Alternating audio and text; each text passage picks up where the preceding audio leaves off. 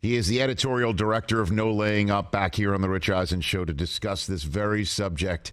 Kevin Van Valkenburg back here on the Rich Eisen Show. How are you, Kevin? Rich, I'm a little tired. Okay. My beard is a little grayer from all this stuff, but hanging in there. It seems like every week there's another nuclear bomb dropped in the world of golf, but we're still trying to sort it through and figure it out. Okay, a nice document drop from the U.S. Senate subcommittee on Homeland Security, which is something I'm sure you never thought would be associated with the conversation about the PGA Tour. What did you learn yesterday? Anything new, Kevin? Well, I think we learned that both sides, particularly LIV, wanted a lot of things and asked for kind of some pie-in-the-sky requests that not even the PGA Tour could ever possibly meet, like giving Yasser Al-Rumayyan a green jacket to be a member of Augusta National. That's, I can tell you right now, I think with full confidence that is extremely unlikely to happen, nor could the PGA Tour grant that if it wanted. So things like that, that they wanted Tiger and Rory to play in 10 LIV events, that they wanted to have this sort of international showcase of golf, that they, resisted any sort of control over the PGA Tour determining the fate of LIV. The PGA Tour obviously tried several times to push back on it. And mostly what we learned was that they're still figuring out how this agreement is going to look going forward. I mean, I think for as much as there was sort of bluster in the hearing that went on, the real juice was sort of in the documents. And ultimately, I think what we can sort of say is that the only things that have been truly agreed upon right now, are that they're going to drop litigation against each other and that they're not going to sort of try to steal away players that live for the moment. That's all that we can say definitively. The rest of it, as they say, is still to be determined. Yes, a lot of bluster, obviously, as there always is in Capitol Hill hearings. And, it's not news, as you would know, Kevin, I'm sure, that when there's a negotiation in anything, if you have a paper trail of asks released, some of these YOLO moments will definitely jump out at you no matter what. But the question I'm wondering about is a side agreement. Is there a side agreement to the agreement that is only an agreement to agree, as Jimmy Dunn said yesterday, that says Greg Norman is out? What is that one all about, Kevin? So it seemed very much like the people involved were sort of confusing what this part of the proposal was, the best of both worlds, with like side agreements. I'd say it's unlikely that Greg Norman has a position similar to what he has going forward. Part of what sort of was discussed in the documents was the PGA Tour wanted to push Norman out and basically said, he could be just sort of moved into an advisory role. The PIF pushed back against that, so they're not going to really agree to that. And then during the hearing, they were sort of asked, what role will Norman have essentially? And, they said, well, Ron Price said, they were thinking we're going to basically phase that position out. So I don't know that if I were Greg Norman, I would certainly be worried about what the sort of loyalty is to him going forward. But I think the fairness to Greg Norman, you have to say that the PIF and LIV hasn't sort of agreed to throw him under the bus and basically be like, all right, well, we'll get you out to sort of get whatever we want at this moment. That was certainly something the PGA Tour wants and will probably still pursue. But as of right now, that is not to say that there's like an agreement between them to kick him out. Okay, so then what is there an agreement on? Kevin Van Valkenburg of No Laying Up here on the Rich Eisen Show, my colleague from ESPN back in the day. So let's talk about this a little bit, Kevin. Because I was stunned to see that this is a quote directly from Jimmy Dunn, who was involved in these negotiations, high level, nonstop, back and forth. There is no quote. There is no merger. There is no deal. There is simply an agreement to try to get an agreement. So what is there between the PGA Tour and LIV Tours right now, Kevin? I think what you could say is there's an understanding that the Saudis were determined to potentially dump another $5 billion into live and to sort of essentially get a seat at the table. I think the best description that I've sort of heard about this is like, if you decided, Rich, that you wanted to be involved in professional football, would you rather start your own professional football league, or would you rather just buy a professional football team within the NFL? That's ultimately what I think the Saudis decided, which was, it's been fine, trying to start up this whole deal. And obviously we have some ideas that we think would benefit, probably based off of some of the Formula One model or the cricket model. But ultimately, if we could just buy our own kind of portion of this, that would be a much better fit for us and probably less of a headache. And so I think what both sides have agreed to is that the Saudis were not going to quit easily. I do think that the PGA Tour probably painted itself a little bit in sort of its financial situation a little more dire than it truly is, just because they know if this doesn't go through, they're in a lot of trouble, that they're kind of screwed. So I think that, they've all kind of agreed on that it would be best if they worked together. And, that seemed to be, Senator Johnson's from Wisconsin, his sort of feelings of why don't we just let these guys figure this out? Let's let them kind of sort it out. We don't need the government sort of in there. And Senator Blumenthal was basically, he's been a pretty consistent critic on Saudi influence stuff. He's been one of the, senators who can't really you don't play the what about game with him, because he's sort of been outspoken of, we shouldn't be selling arms to the Saudis. We shouldn't be involved in letting them have as much influence in our society about basic things.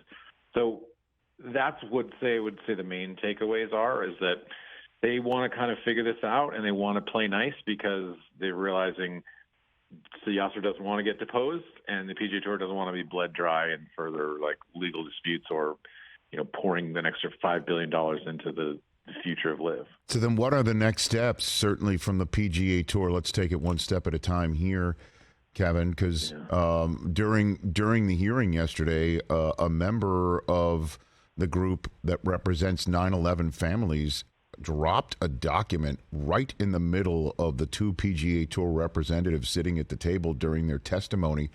And that document apparently documents how the Saudi Arabians did, in fact, commit the atrocity on Jamal Khashoggi, and obviously did have a role in 9/11. And, Jimmy Dunn has a personal history involving with 9/11, where we all know what happened to him and people who he knows and worked with on that day.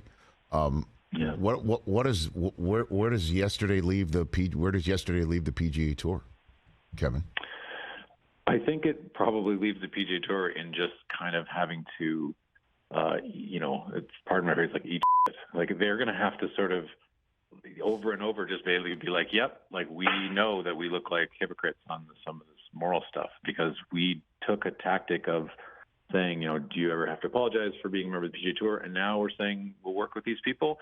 And there really isn't a good answer. There's never a good answer if you're starting to try to defend working with people who commit human rights abuses. There's no way that it's going to sort of be razzle-dazzled away.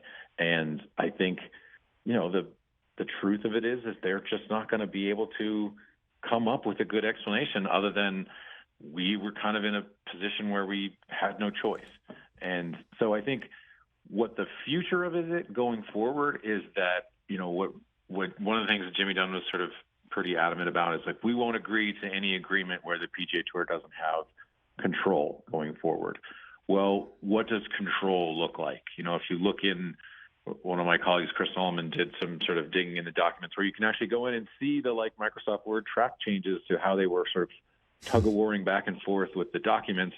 And one of the main things that they're arguing over is veto power, of whether, the PGA Tour will be able to determine the future of LIV, and whether, they'll have veto rights to sort of block, certain decisions that, Yasser he's going to be outvoted in this sort of board that they put together, and whether he'll have the sort of veto rights to say no, that's not something we want to move forward with. Right now, all they've agreed upon is that they're going to try to figure that stuff out. But within the negotiations broadly, they have so much stuff to figure out. Veto rights, whether the players who didn't go to LIV will be compensated in some way for their loyalty, how many sort of fall events or team events they could sort of get these guys to be interested in, they didn't even talk about like the future of the TGL stuff with, Rory and Tiger have this sort of indoor golf league coming in that the PGA Tour owns a portion of that would be sort of rolled in to the larger aspects of that. Like, can you make Rory and Tiger sort of participate in some, LIV affiliated thing through that? It's all really going to be, I think, intense negotiations, and the clock is sort of through the end of the year. Like, they have to figure this out by December 31st, or we just kind of reset going back to where LIV competes again with their bottomless bucket of money, and the PGA Tour has to figure out whether they can go and get private equity money and sort of try to fight it that way. And Jay Monahan returns on Friday, right, from his health sabbatical? I think Jay Monahan, I think I feel fairly confident in saying this, like, his future is sort of TBD. And if this doesn't go through, I'm not sure how he can still be your commissioner. The PGA Tour has for years kind of said, we're a player-run organization, and all of this negotiation was essentially done without the players' involvement. And so I know from talking to some of the players that they're pissed, and they don't really know if they want to go along with this, not because they don't necessarily think that it's a good deal for them financially, which it most likely will be, but because they feel sort of, powerless in all this and lied to and misled by their own membership. And even though they elect the people, they empower the people who are on the board to sort of make these decisions, it still feels a little bit of anger of like, yeah, my future is being determined without me really having any input on the front end. And so, is Jay your guy that you want to sort of have, in control going forward when he's the guy who in a lot of ways was at the helm of the ship when all of this opening for LIV was created?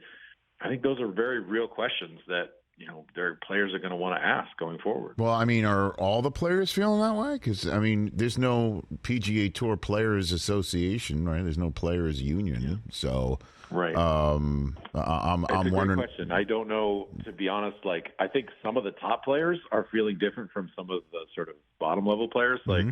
But some of the policy board members, Peter Malnati is, very much a middling kind of tour player, and mm-hmm. he's been sort of, outspoken about, like, I have some moral conflict of this, but I also understand that, like, I'm not speaking just necessarily for myself. I'm trying to look at this broadly for, like, what's good for the future of the PGA Tour. I think, like, with anything, even within unions, whether we've seen it with the NFL, with the MLB, Players Association, that they have a hard time agreeing on what's a good deal for their futures, and they're supposed to, fight collectively as one voice and one body. So I think you'll see, over the next few months, like there'll be some people who are outspoken about, I think this is a terrible deal. I think we should start our own, breakaway league or some, half thought out idea that either, it does come to fruition or doesn't. But there's a lot of players who I think don't really quite grasp the amount of difficulty and negotiation that goes into this larger stuff, but they also still have rights in that sense because they're the product. They're the thing that provides value going forward. All in time for the Open Championship week at Royal Liverpool next week with the defending champion Cam Smith of the LIV Tour. Be a spectacle, yeah. Right. Over there. What do you think is going to happen next week, Kevin? What's that going to look like? What do you got for me there? Gosh, it wouldn't surprise me at all if, like, we got a Cam Smith-Rory sort of showdown again. These two forces kind of representing different sides of this divide. Some of the animosity has faded between some of the two sides. They're kind of resigned to the fact that they'll be back together in some way, shape, or form. Phil Mickelson didn't do any really talking at the U.S. Open, even though this sort of framework had come out. He was selling capes at Valderrama, though, Kevin, talking about how kids are going to be running around the course in 2025 and 2026 on the LIV Tour wearing capes, having fun, family event. There's anything to get Tiger back. It's the idea of wearing a cape, man, right? Like, just have him out there, playing meaningless golf in a cape. I love that for him. I'm sure. Hopefully, Phil will sort of be willing to talk and share his thoughts. He keeps sort of, saying, all in good time, it'll come out. There'll be a time for me to address this, and he just hasn't quite gotten there yet. So. Last ones for you, Kevin Van Valkenburg. No laying up right here on the Rich Eisen Show.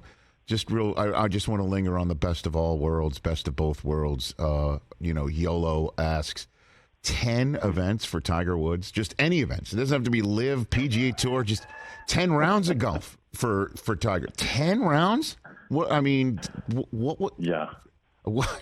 We'll be lucky. Get out of here. We get 10 rounds from Tiger in the next 5 years. Of course. Or 10 or ever. Whatever. Right? So like ever. Yeah. I think Tiger very much has to look at some of this stuff and see some frustration of that. Like, nobody owns me, and I'm being used as like a bargaining chip in some of this stuff. Like, obviously, a lot of it is like just pie in the sky requests from LIV, who, if you're thinking that Tiger Woods and Rory McIlroy are going to play 10 events for LIV, and that's part of your initial proposal, you aren't reading the room particularly well. You might think that, like, oh, I'm going to come in with a really bold position. But, like, even the PGA Tour doesn't have the power to make them do that. Like, Tiger could basically say, like, pound sand. I'm not going to play any more tournaments again. So I think they're going to have to kind of be more realistic. And Tiger's going to be the person who sort of determines, like, if he ever plays in anything other than the majors or the Genesis, his own tournament again, I'd be surprised. And how does one, let's talk about Fight Club a little bit, ask for a green jacket? How does someone go... Like, go up to Fred Ridley and say, Fred, listen, golf's in trouble, and you have a garment that can help make it happen for Yasser. And is that truly a process that exists on planet Earth, or what, Kevin? I don't believe so. I mean, the process in general is secretive, but the understanding that has always been out there is if you ask, that you basically like punt back your even eligibility for it, like it's like Fight Club. It's like Fight Club, right? Bill can't. Gates, when he was the richest man by far in the world, right, desperately wanted to be a member of Augusta National, and they made him wait.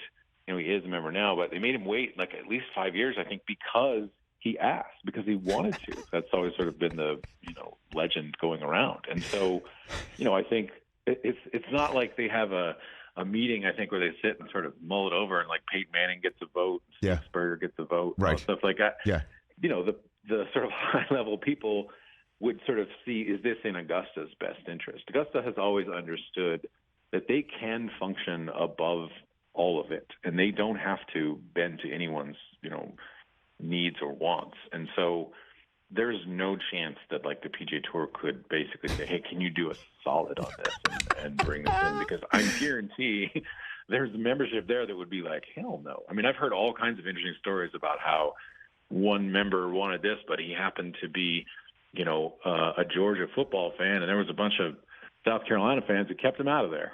This isn't the kind of thing that, it happens very easily for anyone who, regardless of having billions of dollars. And one of the things that I'm fascinated about is like, yes, can you imagine if you're Mohammed bin Salman and you are, kind of following the news here and there? Like he's been westernized in a lot of ways. And so is he like scrolling through Twitter yesterday and being like, wait a minute, my guy spent like how much money, like all hoping to be a member of like Augusta National? Like that, this is like $4 billion of our country's money that just basically was towards this end goal. So yeah, and you could also, Yasser could push back and say, I wanted an RNA membership too. So he was scaling up. You know what I mean? It wasn't all just for the jacket. Sure. I think we can figure out a Muirfield membership. Maybe, Turnberry. Figure it out. Make that happen. But, it's probably not. We get you morning tea time at St. Andrews, like once a month, maybe. So Yasser didn't get it sent a Zoom link by the membership committee at Augusta National and have a chat. That didn't happen from any of this. Not that I would imagine, okay. But who knows? Well, I'll keep my eyes peeled on no laying up for that information. Kevin, thanks as always. Look for more of my calls whenever this stuff happens. I greatly appreciate it. Anytime. Editorial director of No Laying Up, Kevin Van Valkenburg, back here on The Rich Eisen Show. Catch The Rich Eisen Show every single day on the Roku channel, 12 to 3 Eastern, for free.